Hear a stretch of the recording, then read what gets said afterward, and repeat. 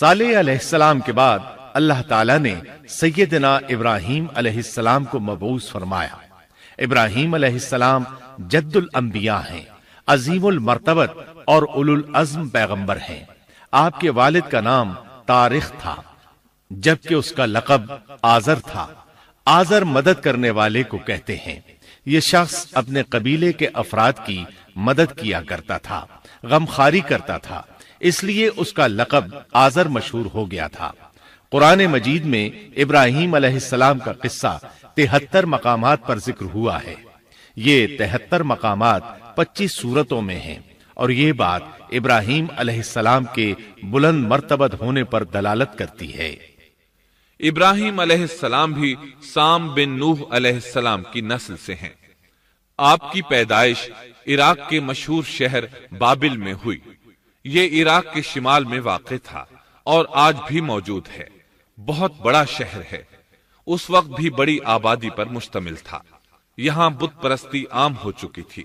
اللہ تعالی سورۃ العنکبوت آیت 25 میں فرماتے ہیں، ابراہیم نے کہا کہ تم نے جن بتوں کی پرستش اللہ کے سوا کی ہے، انہیں تم نے اپنی آپس کی دنیاوی دوستی کے بنا پر معبود ٹھہرا لیا ہے۔ مطلب یہ کہ وہ لوگ اللہ کی عبادت بتوں کو اللہ کا شریک ٹھہرا کر کرتے تھے۔ ابراہیم علیہ السلام نے اپنے باپ سے اور اپنی قوم سے کہا کہ یہ مورتیاں جن کے تم مجاور بنے بیٹھے ہو کیا ہیں؟ انہوں نے جواب دیا، ہم نے اپنے باپ دادوں کو انہی کی عبادت کرتے پایا ہے۔ اللہ تعالیٰ ان کے بارے میں فرماتے ہیں، اے نبی، انہیں ابراہیم علیہ السلام کا قصہ سنا دو، جبکہ انہوں نے اپنے باپ اور اپنی قوم سے فرمایا، تم کس کی عبادت کرتے ہو؟ کہنے لگے، بتوں کی، ہم تو برابر ان کے مجاور بنے بیٹھے ہیں۔ ابراہیم علیہ السلام نے فرمایا، جب تم انہیں پکارتے ہو تو کیا وہ سنتے بھی ہیں یا تمہیں نفع اور نقصان پہنچا سکتے ہیں؟ انہوں نے کہا، یہ ہم کچھ نہیں جانتے، ہم نے تو اپنے باپ دادوں کو اسی طرح کرتے پایا ہے۔ مطلب یہ کہ یہ بت پرستی انہیں ورثے میں ملی تھی۔ وہ جن معبودوں کی عبادت کرتے تھے، نہ وہ ان کی پکار کو سنتے تھے، نہ ہی ان کے نفع و نقصان پر قادر تھے۔ اسی لیے ابراہیم علیہ السلام انہیں جھنجھوڑ رہے تھے، لیکن اندھی تقلید اور بشری عقل کے بیکار ہو جانے نے انہیں یہ سب سوچنے سے عاری کر دیا تھا۔ اللہ تعالیٰ نے ابراہیم علیہ السلام کی خصوصی رہنمائی فرمائی تھی، جیسا کہ سورۃ الانبیاء آیت 51 میں ہے، اور ہم نے ابراہیم کو پہلے سے ہدایت عطا فرما دی تھی اور ہم اسے جانتے تھے۔ ابراہیم علیہ السلام نے کبھی ایک لمحے کے لیے بھی بتوں کی پوجا نہیں کی تھی۔ آپ نے اپنی قوم کو بتوں کی پوجا کرتے دیکھا تو انہیں ملامت کی، ایک اللہ کی طرف دعوت دی، اور اس دعوت کی ابتدا انہوں نے اپنے باپ سے کی۔ اللہ تعالیٰ سورہ مریم میں فرماتے ہیں، اے نبی، کتاب میں ابراہیم کا ذکر کر، بے شک وہ سچا نبی تھا۔ جب اس نے اپنے باپ سے کہا، اے میرے باپ، بے شک مجھے وہ علم عطا ہوا ہے جو تمہیں حاصل نہیں، اس لیے میری اطاعت کریں، میں آپ کو سیدھا راستہ دکھاؤں گا۔ اے میرے باپ، شیطان کی عبادت نہ کریں، بے شک شیطان اللہ کا نافرمان ہے۔ ان بتوں کی عبادت گویا شیطان کی عبادت ہے، اس لیے آپ نے ان معبودوں کو شیطان سے تعبیر کیا۔ فرمایا، اے میرے باپ، بے شک مجھے خوف ہے کہ تم پر اللہ کا عذاب آئے، پھر تم شیطان کے ساتھی ہو جاؤ۔ باپ نے ان کی بات سن کر کہا، اے ابراہیم، کیا تو میرے معبودوں سے پھرا ہوا ہے؟ البتہ اگر تو باز نہ آیا تو میں تجھے سنسار کر دوں گا، اور تو مجھ سے ایک مدت تک دور ہو جا، یعنی مجھ سے اتنا دور ہو جا کہ کبھی مجھے نظر نہ آئے۔ ابراہیم علیہ السلام نے اپنے باپ پر نرمی اور مہربانی کرتے ہوئے ان سے کہا، آپ پر سلامتی ہو، میں اپنے رب سے آپ کے لیے بخشش طلب کرتا رہوں گا۔ لیکن جب بعد میں ان پر واضح ہو گیا کہ وہ تو اللہ کا دشمن ہے، تو ابراہیم علیہ السلام اس سے بے تعلق ہو گئے۔ سورہ توبہ آیت 114 میں اللہ فرماتے ہیں، اور ابراہیم کا اپنے والد کے لیے بخشش طلب کرنا ایک وعدے کی وجہ سے تھا جو وہ اس سے کر چکے تھے، لیکن جب انہیں معلوم ہو گیا کہ وہ اللہ کا دشمن ہے تو اس سے بیزار ہو گئے۔ بے شک ابراہیم بڑے نرم اور تحمل والے تھے۔ کسی ایماندار کے لیے جائز نہیں کہ وہ کسی کافر کے لیے دعائے مغفرت کرے، بلکہ مومن پر حرام ہے کہ وہ کسی کافر یا عیسائی وغیرہ کے لیے مغفرت طلب کرے یا اس سے یہ کہے کہ اللہ تجھ پر رحم کرے۔ ابراہیم علیہ السلام کے والد نے انہیں دھمکی دی تھی کہ اگر تم اس دعوت سے باز نہ آئے تو میں تمہیں سنسار کر دوں گا۔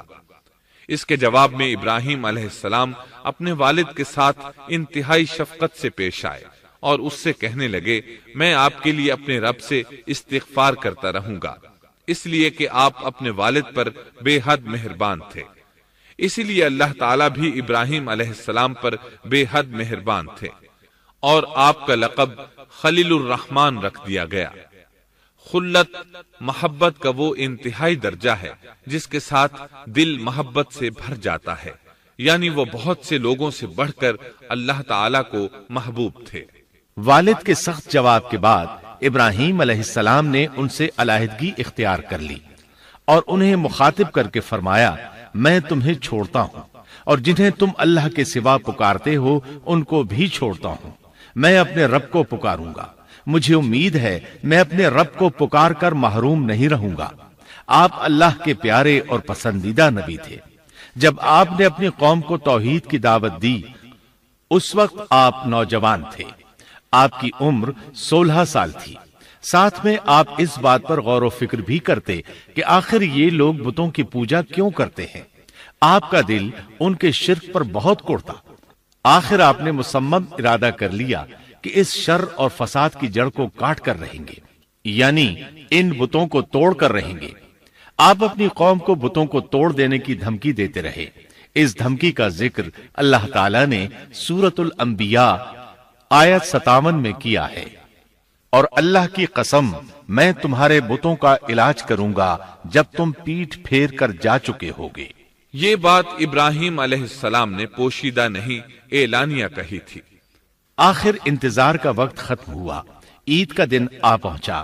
عید کے دن وہ لوگ صبح سویرے گھر سے نکلنے سے پہلے کھانا پکا کر اپنے معبودوں کے سامنے رکھتے تھے، پھر شہر سے باہر ایک میدان میں جمع ہوتے، وہاں کھیلتے کودتے خوشیاں مناتے، ناز سے چلتے پھرتے اور کھانا کھاتے۔ شام کو گھروں کی طرف آتے، صبح بتوں کے پاس جو کھانا رکھ گئے تھے اس کو اٹھاتے اور تبرک سمجھ کر کھا جاتے۔ اپنے معمول کے مطابق انہوں نے عید کی تیاری کر لی، لیکن ابراہیم علیہ السلام تیار نہ ہوئے، اس لیے کہ وہ تو ان کے ساتھ جانے کا ارادہ ہی نہیں رکھتے تھے۔ وہ لوگ جانے سے پہلے ابراہیم علیہ السلام کے پاس آئے اور کہنے لگے، کیا آپ ہمارے ساتھ نہیں جائیں گے؟ سیدنا ابراہیم علیہ السلام نے آسمان کی طرف نگاہ کی اور فرمایا، میں بیمار ہوں۔ یہ تمام واقعہ سورۃ الانبیاء آیات 51 تا 58 میں بیان ہوا ہے۔ یقیناً ہم نے ابراہیم کو پہلے سے ہدایت فرما دی تھی اور ہم اسے جانتے تھے، جبکہ اس نے اپنے باپ سے اور اپنی قوم سے کہا کہ یہ مورتیاں جن کے تم مجاور بنے بیٹھے ہو کیا ہیں؟ سب نے کہا، ہم نے اپنے باپ دادوں کو انہی کی عبادت کرتے پایا ہے۔ آپ نے فرمایا، پھر تو تم اور تمہارے باپ دادا سبھی یقیناً کھلی گمراہی میں مبتلا رہے۔ کہنے لگے، کیا آپ سچ مچ ہمارے پاس حق لائے ہیں یا یوں ہی مذاق کر رہے ہیں؟ آپ نے فرمایا، نہیں نہیں، در حقیقت تم سب کا پروردگار تو وہ ہے جو آسمان و زمین کا مالک ہے، جس نے انہیں پیدا کیا ہے۔ میں تو ایسی بات کا گواہ اور قائل ہوں، اور اللہ کی قسم میں تمہارے ان معبودوں کا علاج تمہاری غیر موجودگی میں کروں گا۔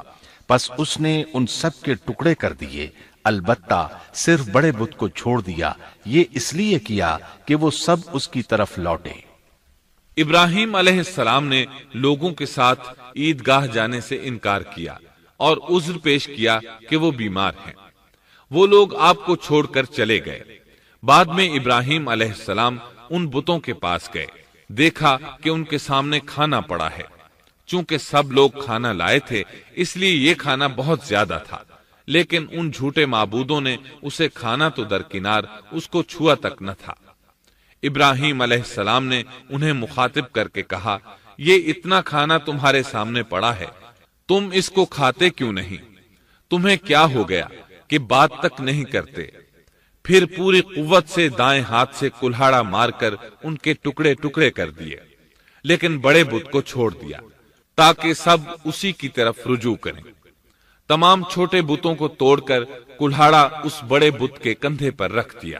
مشرکین میلے سے لوٹے تو دیکھا ان کے سارے معبود اوندھے منہ ٹوٹے پھوٹے پڑے ہیں، ان کے تمام معبودوں کو توڑ دیا گیا تھا۔ وہ حیران رہ گئے کہ یہ کیسے ہو گیا، کس نے کیا؟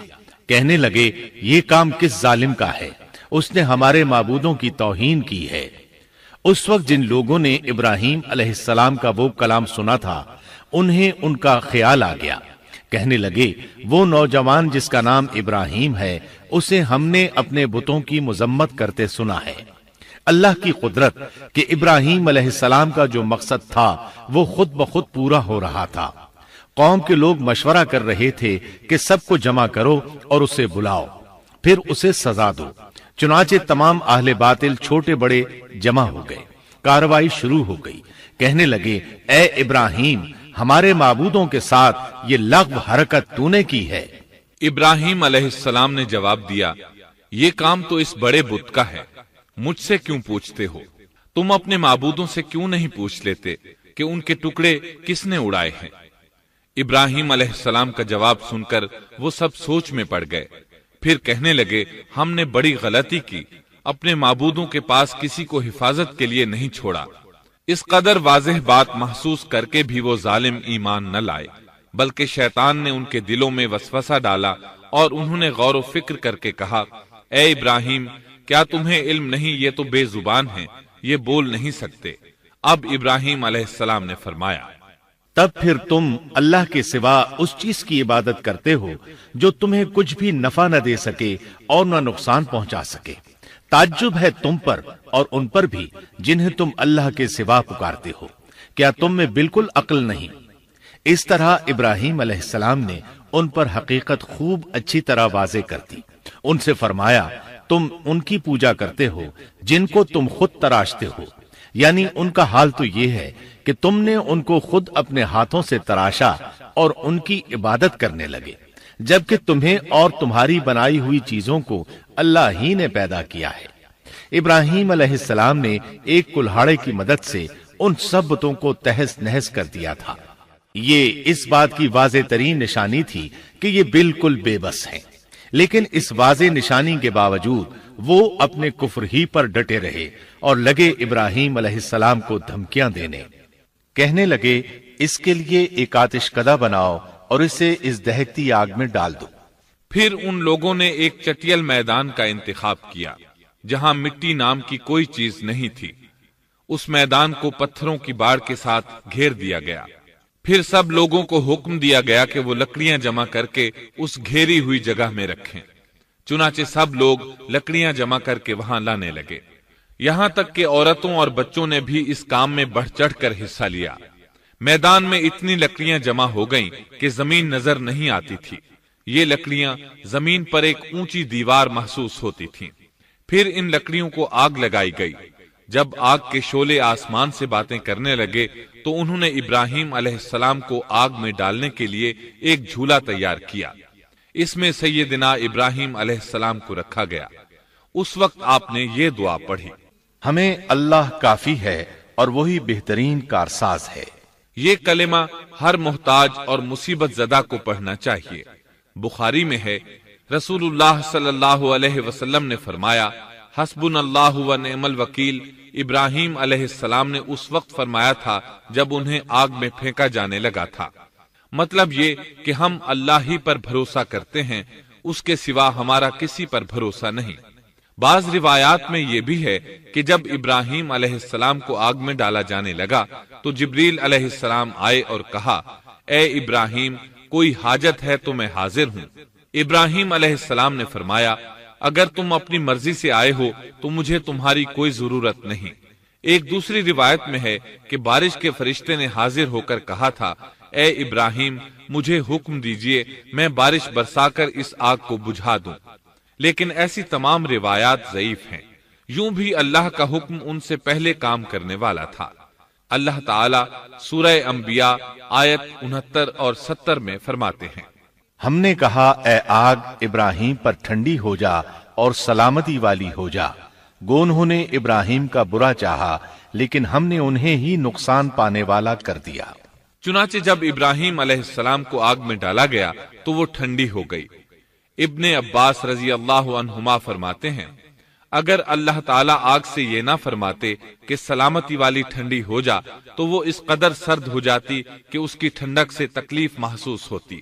گویا آگ بھی اللہ کے حکم کے بغیر نہیں جلا سکتی، چھری اللہ کے حکم کے بغیر نہیں کاٹ سکتی، اس لیے کہ یہ بھی اللہ کی مخلوق ہیں اور ان کی قدرت بھی اللہ کے پاس ہے۔ وہ چاہے تو ان کو قدرت عطا کر دے، چاہے تو قدرت واپس لے لے۔ آگ کو ٹھنڈا ہونے کا حکم ہوا، وہ ٹھنڈی ہو گئی۔ اس نے نہ ابراہیم علیہ السلام کے کپڑے جلائے، نہ جسم کے کسی حصے کو کوئی نقصان پہنچایا، صرف وہ رسیاں جلائیں جن سے آپ کو باندھا گیا تھا۔ سبحان اللہ۔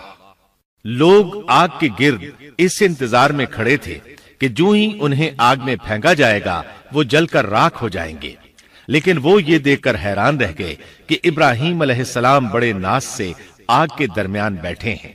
بعض روایات میں ہے کہ ابراہیم علیہ السلام فرمایا کرتے تھے مجھے ان دنوں جو راحت اور سکون حاصل تھا ویسا آگ سے نکلنے کے بعد نہیں ہوا۔ لوگ اس معجزے کو دیکھ کر حیرت زدہ تھے۔ پھر ابراہیم علیہ السلام آگ سے نکلے۔ اتنا بڑا معجزہ دیکھنے کے باوجود لوط علیہ السلام کے سوا کوئی شخص پورے بابل شہر سے ان پر ایمان نہ لایا۔ اللہ تعالیٰ فرماتے ہیں پس ابراہیم پر لوط ایمان لائے۔ مطلب یہ کہ پوری بستی سے لوط علیہ السلام تھے جو آپ پر ایمان لائے تھے، باقی تمام لوگ کفر ہی پر ڈٹے رہے۔ ابراہیم علیہ السلام ان کا رویہ دیکھ کر نا امید ہو گئے کہ اس سے بڑھ کر یہ کون سا معجزہ دیکھنا چاہتے ہیں۔ ان کے بتوں کو توڑ دیا گیا، اپنی آنکھوں سے اللہ کی نشانی ان لوگوں نے دیکھی، پھر بھی یہ ایمان نہیں لائے، چنانچہ آپ نے وہاں سے ہجرت کا ارادہ فرما لیا۔ اس وقت بابل پر نمرود نامی بادشاہ کی حکومت تھی۔ کہا جاتا ہے کہ زمین کے بیشتر حصے پر اسی کی حکمرانی تھی۔ جب اس کے پاس یہ خبریں پہنچیں کہ ابراہیم علیہ السلام کو آگ میں ڈالا گیا لیکن آگ نے انہیں نہیں جلایا تو اس نے ابراہیم علیہ السلام کو اپنے دربار میں پیش کرنے کا حکم دیا۔ ابراہیم علیہ السلام کو وہاں لایا گیا۔ نمرود نے ان سے ان کے رب کے بارے میں سوال کیا۔ اللہ تعالیٰ سورۃ البقرہ آیت 258 میں فرماتے ہیں کیا تو نے اس شخص کو نہیں دیکھا جس نے ابراہیم سے اس کے رب کے متعلق جھگڑا کیا اس لیے کہ اللہ نے اسے سلطنت دی تھی۔ ایک روایت میں ہے کہ 4 بادشاہوں نے زمین کے بیشتر حصے پر حکمرانی کی ہے، ان میں سے ایک نمرود ہے۔ نمرود اپنے وقت کا حاکم و بادشاہ تھا۔ ابراہیم علیہ السلام سے جب اس کی اللہ تعالیٰ کے بارے میں بات چیت ہوئی تو ابراہیم علیہ السلام نے کہا میرا رب وہ ہے جو زندہ کرتا ہے اور مارتا ہے۔ جواب میں اس نے کہا میں بھی زندہ کرتا ہوں اور مارتا ہوں۔ چنانچہ اس نے حکم دیا کہ جیل سے 2 آدمیوں کو لے آؤ۔ جیل سے 2 ایسے آدمیوں کو لایا گیا جن کے لیے سزائے موت کا فیصلہ ہو چکا تھا۔ اس نے ان میں سے ایک کے قتل کا حکم دیا، دوسرے کو معاف کر دیا۔ اس سے اس نے یہ ثابت کرنا چاہا کہ وہ بھی زندہ کر سکتا ہے اور موت دے سکتا ہے، اور کہنے لگا دیکھ لو میرے حکم سے لوگ مرتے ہیں اور میرے حکم سے انہیں زندگی ملتی ہے۔ اس کی بات سن کر ابراہیم علیہ السلام نے غور کیا کہ اگر وہ اس سے موت و حیات کے باریک فلسفے پر بحث کریں گے تو نمرود کا مقصد پورا ہو جائے گا اور میرا مقصد پورا نہیں ہو پائے گا۔ اس لیے بحث و مباحثے کی بجائے کوئی مضبوط دلیل پیش کر دی جائے تاکہ حق و باطل کے درمیان فرق واضح ہو جائے۔ چنانچہ آپ نے فرمایا بے شک اللہ سورج کو مشرق سے لاتا ہے، تو اس کو مغرب سے لے آ۔ کافر بادشاہ یہ سن کر مبہوت رہ گیا، اس کا سر جھک گیا۔ اللہ تعالیٰ فرماتے ہیں تب وہ کافر حیران رہ گیا اور اللہ نا انصافوں کو سیدھی راہ نہیں دکھاتا۔ ان تمام باتوں کے بعد نمرود کو یہ معلوم کرنے کی ضرورت نہیں رہی کہ ابراہیم علیہ السلام آگ سے کیسے نجات پا گئے، کیونکہ حقیقت اس پر آشکار ہو چکی تھی۔ وہ جان گیا تھا کہ اصل معاملہ کیا ہے۔ چنانچہ اس نے ابراہیم علیہ السلام سے کہا آپ اس ملک سے نکل جائیے، ہم آپ کو یہاں نہیں رہنے دیں گے۔ इब्राहीम अलैहिस्सलाम ने इराक को खैरबाद कहा और शाम की तरफ हिजरत कर गए। यहां आकर वो हर्रान नामी बस्ती में मुकीम हुए। इसी जगह आपने अपने चचा हारान की बेटी सैयदा सारा अलैहिस्सलाम से शादी की। अल्लाह ताला इस हिजरत के बारे में फरमाते हैं, और हम उसे यानी इब्राहीम और लूत को बचाकर उस जमीन की तरफ ले आए जिसमें हमने जहान के लिए बरकत रखी थी। जब आप हर्रान के मकाम पर पहुंचे तो वहीं ठहर गए, वहीं रहने लगे। यहां आकर आपका शुमार बनु हर्रान में होने लगा। आप लोगों को इसी शहर में रहने की दावत देते। इस शहर के लोग बुतों की पूजा नहीं करते थे, बल्कि सितारों को पूजते थे। इब्राहीम अलैहिस्सलाम ने जब इनकी ये हालत देखी तो इरादा कर लिया कि इन लोगों को बताएंगे कि सितारों की इबादत करना बातिल है। ये लोग चूंकि नजूम परस्त थे, इसलिए इनकी इबादत का वक्त रात को होता था और ये लोग रात के वक्त इबादत करते थे, क्योंकि इनके माबूद यानी सितारे रात ही को तुलू होते हैं।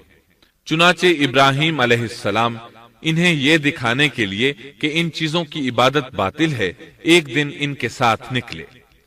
अल्लाह ने आसमान के दरवाजे खोल दिए तो इब्राहीम अलैहिस्सलाम ने चांद, सितारों, सैयारों और आसमान और जमीन की सल्तनत को देखा। अल्लाह ताला ने इब्राहीम अलैहिस्सलाम से तमाम पर्दे खत्म कर दिए जो आम तौर पर लोगों की आंखों पर होते हैं, और उन्होंने वो कुछ देखा जिसे आज की रसदगाहें भी नहीं देख सकती। अल्लाह ताला सूरतुल अनआम आयत 75 में फरमाते हैं, और इसी तरह हमने इब्राहीम को आसमान और जमीन की सल्तनत का मुशाहदा करा दिया ताकि वो यकीन करने वालों में से हो जाए। बाज मुफस्सिरीन ने लिखा है कि ये सब कुछ अल्लाह ताला ने इब्राहीम अलैहिस्सलाम को इसलिए दिखाया था कि वो सितारों की परस्तिश करते थे। फिर अल्लाह ताला ने अपनी इबादत की तरफ उनकी रहनुमाई फरमाई। जिन मुफस्सिरीन ने ये बात लिखी वो गलती पर हैं, क्योंकि एक जलीलुल कद्र रसूल के मुतालिक ऐसा गुमान करना कबीरा गुनाह है।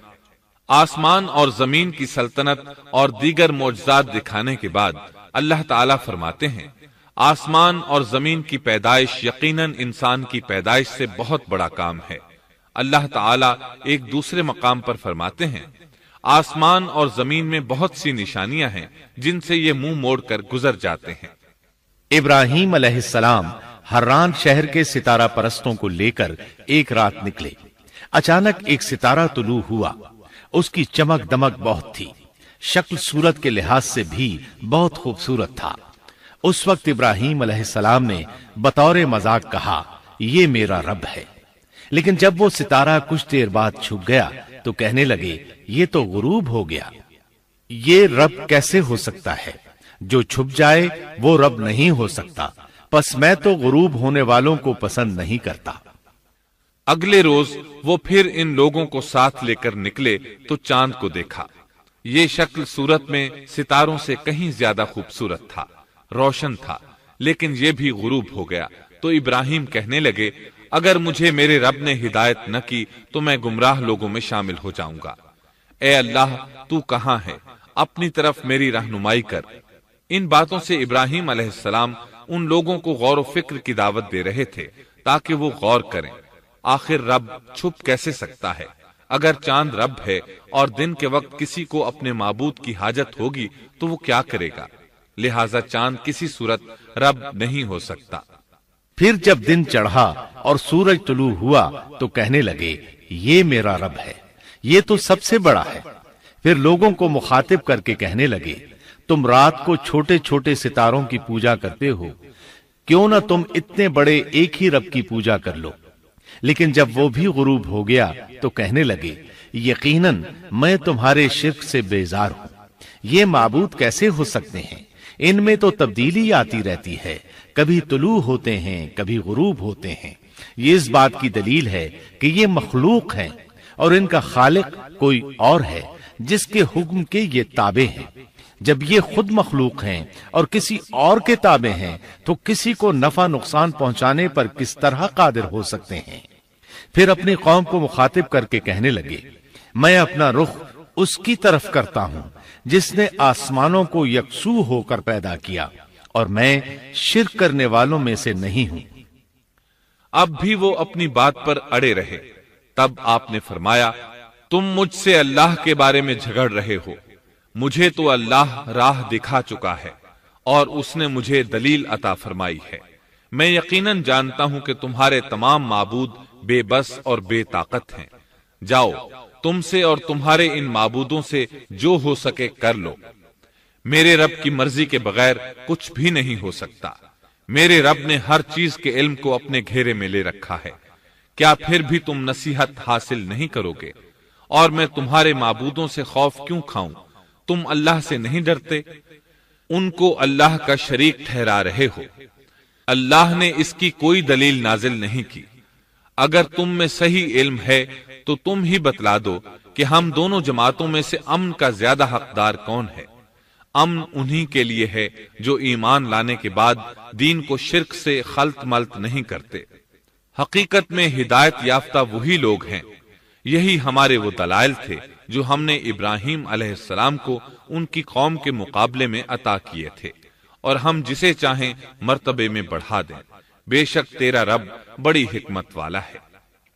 ان لوگوں نے پھر بھی کفر ہی کیا، کوئی بھی ایمان نہ لایا۔ چنانچہ ابراہیم علیہ السلام نے ایک بار پھر ہجرت کی اور مصر جا پہنچے۔ مصر کے بادشاہ کو خبر ملی کہ ایک شخص ہجرت کر کے آیا ہے اور اس کے ساتھ ایک عورت ہے، وہ بہت زیادہ حسین و جمیل ہے۔ چنانچہ اس ظالم نے اپنے کارندوں کو بھیجا کہ اس عورت کو میرے پاس لے آؤ، ساتھ ہی اس سے پوچھنا کہ تمہارے ساتھ جو آدمی ہے وہ کون ہے، اگر وہ اس کا خاوند ہو تو اسے قتل کر دینا۔ ادھر بادشاہ نے اپنے کارندوں کو حکم دیا، ادھر اللہ نے ابراہیم علیہ السلام کی طرف وحی بھیج دی۔ انہوں نے سارہ علیہ السلام سے کہا اگر وہ تجھ سے میرے بارے میں پوچھیں تو بتا دینا تم میری بہن ہو۔ پھر سارہ سے بولے اے سارہ، روئے زمین پر میرے اور تیرے سوا کوئی مومن نہیں، یعنی یہ کافروں کی سرزمین ہے، یہاں کوئی مومن نہیں، اس لحاظ سے تم میری دینی بہن ہو۔ پھر بادشاہ نے ابراہیم علیہ السلام کو پیش کرنے کا حکم دیا۔ اس نے آپ سے پوچھا یہ عورت کون ہے؟ آپ نے فرمایا یہ میری بہن ہے۔ اس طرح ابراہیم علیہ السلام کی زندگی میں 3 موقع ایسے آئے کہ انہوں نے اللہ کے دین کی حمایت اور مدافعت کے لیے توریہ کیا۔ توریہ کا مطلب یہ ہے کہ واقعہ کچھ اور ہو لیکن کوئی شخص کسی خاص مصلحت کی وجہ سے اسے 2 معانی والے الفاظ کے ساتھ اس انداز میں بیان کرے کہ سننے والا اس واقعہ کو نہ سمجھ سکے بلکہ اس کا ذہن خلاف واقعہ چیز کی طرف منتقل ہو جائے۔ شریعت نے بعض مخصوص حالات میں اس کی اجازت دی ہے۔ وہ 3 مواقع جہاں ابراہیم علیہ السلام نے توریہ فرمایا ان کی وضاحت کچھ اس طرح ہے۔ ایک یہ کہ آپ نے میلے پر نہ جانے کی غرض سے ان لوگوں سے کہا تھا کہ میں بیمار ہوں۔ دوسرے موقع پر یہ فرمایا تھا یہ کام اس بڑے سردار بت کا ہے۔ تیسرے سارہ علیہ السلام کو دینی بہن قرار دیا۔ اس ظالم بادشاہ نے سارہ علیہ السلام کو اپنی تحویل میں لے لیا۔ جب سارہ علیہ السلام کو معلوم ہوا کہ وہ ایک بدکار شخص ہے تو انہوں نے اللہ تعالیٰ سے دعا کی، اے اللہ تجھے معلوم ہے میں تجھ پر اور تیرے نبی پر ایمان لائی ہوں اور اپنے جسم کو اپنے خاوند کے سوا ہر ایک سے محفوظ رکھا ہے، لہٰذا آپ اس کافر کو مجھ پر مسلط نہ کیجیے گا۔ چنانچہ اس کافر بادشاہ نے جب سیدہ سارہ کو پکڑنے کے لیے اپنا ہاتھ بڑھایا تو اس کا ہاتھ شل ہو گیا اور اپنی جگہ پر جم گیا۔ وہ لگا چیخ پکار کرنے، اس میں اتنی طاقت نہ رہی کہ اپنے ہاتھ کو حرکت دے سکے۔ اس کی آواز سن کر اس کے محافظ بھاگے ہوئے آئے، انہوں نے اس کے ہاتھ کو چھڑانا چاہا لیکن چھڑا نہ سکے۔ اس کی یہ حالت دیکھ کر سیدہ سارہ خوف زدہ ہو گئیں۔ انہوں نے سوچا اگر یہ مر گیا تو لوگ کہیں گے اسے میں نے قتل کیا ہے۔ چنانچہ انہوں نے اللہ سے دعا کی کہ اسے چھوڑ دیا جائے۔ اللہ تعالیٰ نے آپ کی دعا قبول کر لی، اس کا ہاتھ ٹھیک ہو گیا، لیکن وہ ظالم پھر بھی نہ ڈرا۔ اس نے ایک بار پھر آپ کی طرف ہاتھ بڑھایا، اس کا ہاتھ پھر شل ہو گیا۔ سیدہ سارہ نے پھر دعا کی، وہ دوبارہ ٹھیک ہو گیا، وہ پھر بھی باز نہ آیا۔ تیسری بار پھر اس نے ان کی طرف ہاتھ بڑھایا، اس بار بھی اس کا ہاتھ شل ہو گیا۔ اب وہ سیدہ سارہ علیہ السلام سے کہنے لگا، अब की बार अगर तू मुझे इस मुसीबत से नजात दिलाएगी तो मैं तुझे छोड़ दूंगा और कभी तेरे आड़े नहीं आऊंगा। चुनांचे सैयदा सारा अलैहिस्सलाम ने अल्लाह ताला से दुआ की, वो ठीक हो गया।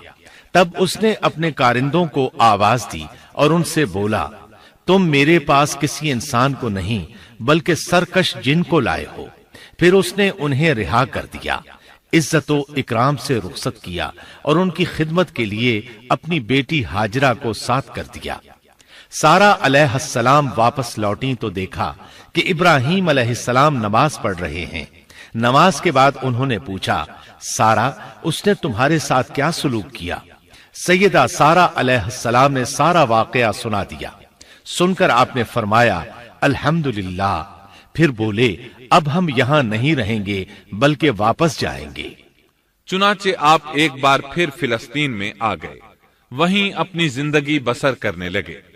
जब आप फिलिस्तीन में मुस्तकिल तौर पर रिहाइश पजीर हुए तो लूत अलैहिस्सलाम भी आपके साथ थे। लूत अलैहिस्सलाम आपके भतीजे थे। उनके वालिद का नाम हारान था। ये बचपन ही से सैयदना इब्राहीम अलैहिस्सलाम के जेरे साया रहे, उन्हीं के यहां परवरिश पाई, इसलिए दीन हक फौरन कबूल कर लिया। जब सैयदना इब्राहीम अलैहिस्सलाम ने इराक से शाम की तरफ हिजरत की तो ये आपके साथ थे। वहां से हर्रान गए, तब भी साथ थे। फिर मिस्र की तरफ हिजरत की तो भी लूत अलैहिस्सलाम उनके साथ थे। आखिरकार जब आपने मिस्र को भी खैरबाद कहा और फिलिस्तीन आ गए तब भी ये साथ थे। अब इब्राहीम अलैहिस्सलाम ने लूत अलैहिस्सलाम को हुक्म दिया कि वो बस्ती सदूम की तरफ चले जाएं, इसलिए कि इस बस्ती के लोग कुफ्र की इंतहाई गहराई में जा चुके हैं। उन्हें कुफ्र शिर्क से निकालने के लिए वहां जाएं, उन्हें अल्लाह के अहकाम सुनाएं, अल्लाह की तरफ दावत दें। चुनाचे लूत अलैहिस्सलाम तो उस तरफ रवाना हो गए और इधर फिलिस्तीन में सिर्फ 3 मुसलमान रह गए। इब्राहीम अलैहिस्सलाम, उनकी ज़ौजा मोहतरमा सैयदा सारा और सैयदा हाजरा अलैहिस्सलाम वहीं रिहाइश पजीर रहे और लोगों को मुसलसल अल्लाह की तरफ दावत देते रहे। यहां ये बेशुमार मालो दौलत के भी मालिक बन गए। जब उनकी उम्र 85 या 86 साल हुई तो सारा अलैहिस्सलाम ने सोचा, मैं बांझ हूं, मेरे खामंद बूढ़े हैं, लेकिन औलाद की तमन्ना है, तो क्यों न मैं अपनी लौंडी हाजरा हदीये और तोहफे के तौर पर इब्राहीम अलैहिस्सलाम को दे दूं। चुनाचे हाजरा इब्राहीम अलैहिस्सलाम को मिल गईं। उन्होंने उनसे शादी कर ली। अल्लाह रब्बुल इज्जत ने जल्द ही उनके वतन से आपको इस्माइल अलैहिस्सलाम अता फरमाए। हाजरा अलैहिस्सलाम के मां बनने पर और उनकी औलाद को देखकर सैयदा सारा अलैहिस्सलाम को फितरी तौर पर गैरत का एहसास हुआ। अल्लाह की कुदरत देखिए, खुद ही उन्हें हाजरा को तोहफे में दिया ताकि औलाद हासिल हो, और जब वो मां बन गईं तो अब गैरत महसूस कर रही हैं। अपनी इस कैफियत से मजबूर होकर सैयदा सारा ने इब्राहीम अलैहिस्सलाम से कहा, आप मुझे उसके साथ एक जगह पर न रखें। मुअर्रिखीन और सीरत निगार लिखते हैं कि हाजरा अलैहिस्सलाम एक निताक पहना करती थी, यानी वो जिस्म के दरमियान एक लंबा कपड़ा लटका लेती थी ताकि वो कपड़ा घिसट घिसट कर कदमों के निशानात मिटा दे और सारा को नजर न आए, क्योंकि सारा गैरत की हद को पहुंच चुकी थी। इब्राहीम अलैहिस्सलाम ने जब सारा अलैहिस्सलाम के अंदर गैरत के आसार देखे तो हाजरा को उनकी निगाहों से दूर कर दिया। उधर अल्लाह का हुक्म भी नाजिल हो गया कि अपनी बीवी हाजरा और दूध पीते बच्चे इस्माइल को साथ ले लें और मक्का की तरफ रुख कर लें। इब्राहीम अलैहिस्सलाम मक्का की तरफ रवाना हुए, यहां तक कि मक्का पहुंच गए। ये जगह उस वक्त बिल्कुल वीरान और बेआबाद थी। न कोई इंसान था, न पानी, न नबातात के आसार थे। गरज कोई चीज नजर नहीं आती थी। बस पहाड़ों के दरमियान एक बेआबो गियाह मैदान था। यही वो मुकद्दस और तारीखी वादी थी जहां इब्राहीम अलैहिस्सलाम अपनी ज़ौजा और लख्ते जिगर को छोड़कर वापस पलटे। सैयदा हाजरा अलैहिस्सलाम को बहुत हैरत हुई। उन्हें ये उम्मीद नहीं थी कि उनके खामंद उन्हें एक बेआबाद जगह तन्हा छोड़कर चल देंगे। इस पर बच्चे की जिम्मेदारी अलग थी। चुनाचे उन्होंने इब्राहीम अलैहिस्सलाम को आवाज दी, लेकिन उन्होंने मुड़कर भी न देखा। اب وہ ان کے پیچھے آئیں اور قریب پہنچ کر بولی، اے ابراہیم، ہمیں کہاں چھوڑے جا رہے ہو؟ یہاں نہ پانی، نہ خوراک، نہ کوئی انسان۔ ابراہیم علیہ السلام نے پھر بھی کوئی جواب نہ دیا، کوئی پریشانی بھی ظاہر نہ کی اور چلتے رہے۔ سیدہ ہاجرہ بھی آپ کے پیچھے چلتی رہیں اور پوچھتی رہیں کہ ہمیں کس کے حوالے کر کے جا رہے ہیں؟ یہاں تو کوئی بھی جاندار نہیں، مکمل طور پر بے آباد علاقہ ہے۔ لیکن انہوں نے اب بھی کوئی توجہ نہ دی۔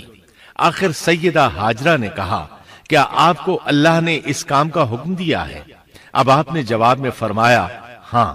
تب سیدہ ہاجرہ بولی، اگر یہ بات ہے تو اللہ تعالی ہرگز ہمیں ضائع نہیں ہونے دے گا۔ جب انسان اللہ کے احکام کو بجا لائے تو اس کے دل سے فقر و فاقے کا خوف نکل جاتا ہے اور اللہ اسے طرح طرح کے انعامات سے نوازتا ہے۔ انسان جب تک اللہ کے احکام کو بجا لاتا رہے گا تب تک اللہ کی نصرت اور اس کی تائید شامل حال رہے گی۔ چنانچہ جوں ہی ہاجرہ علیہ السلام کو پتا چلا کہ انہیں تنہا چھوڑ جانا اللہ کے حکم کی بنا پر ہے تو فوراً یقین بھرے لہجے میں بولی، تب اللہ ہمیں ضائع نہیں کرے گا۔ یہ کہہ کر وہ اپنے شیر خوار بچے کی طرف پلٹ گئیں۔ خوراک اور پانی چند دن میں ختم ہو گئے۔ پانی کا ایک قطرہ پاس نہ رہا۔ اب پانی کی تلاش شروع کی، لیکن اپنے لیے تو درکنار، ماں کو بیٹے کے لیے بھی پانی نہ ملا نہ خوراک۔ اب بچہ لگا بھوک سے بلکنے۔ خوراک نہ ملنے کی وجہ سے ماں کا دودھ بھی خشک ہو گیا تھا۔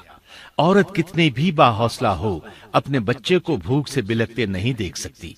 اب انہوں نے بچے کو وہیں چھوڑا اور تیزی سے قریبی پہاڑی صفا کی طرف لپکی۔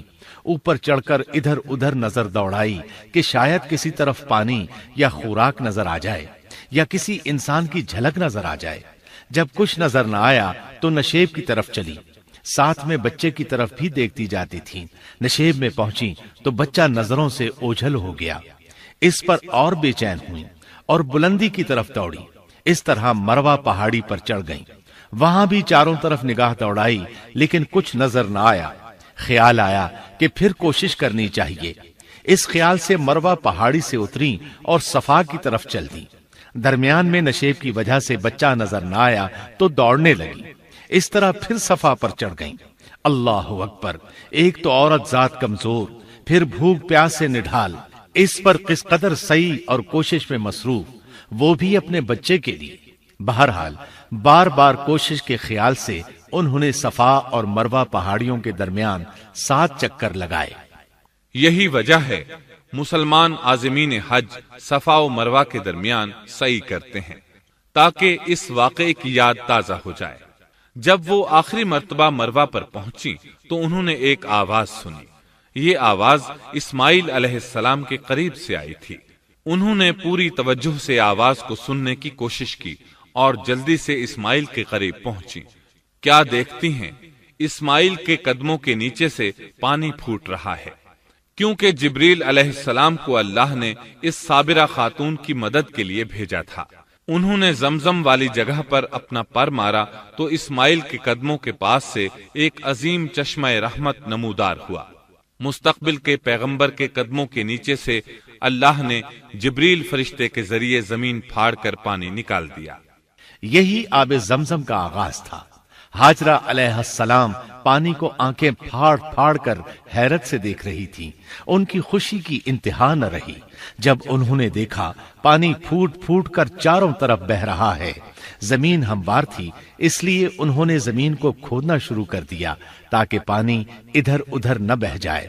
پھر انہوں نے اس گڑھے کے چاروں طرف پتھر رکھ دیے اور زبان سے بولی، زم زم، اس کا مطلب ہے رک جا۔